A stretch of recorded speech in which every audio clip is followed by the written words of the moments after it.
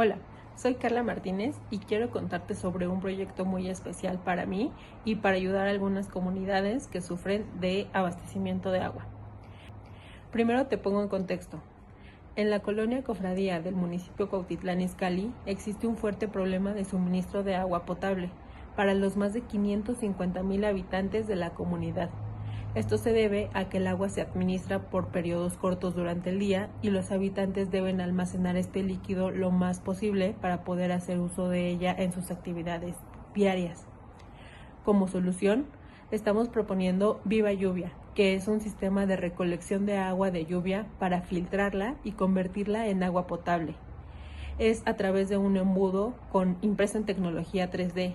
Cuenta con filtros naturales en su interior como grava, arena, carbón y algodón. El embudo se coloca sobre un tinaco adicional al ya existente para poder contar con agua cuando el tinaco principal no logre llenarse. Este proyecto de Viva Agua lo que propone es aumentar la disponibilidad de agua potable en todos los tinacos de la comunidad. Es decir, el agua filtrada almacenada puede durar de 4 a 5 días más que en la actualidad. Por lo que estoy invitando a ingenieros en hidrología, ingenieros químicos e ingenieros industriales a formar parte de este gran equipo y que juntos logremos instalar 90 tinacos en 3 meses para ganar esta licitación de la alcaldía y continuar con nuestro proyecto para las colonias aledañas. ¿Qué piensas? ¿Te unes al cambio?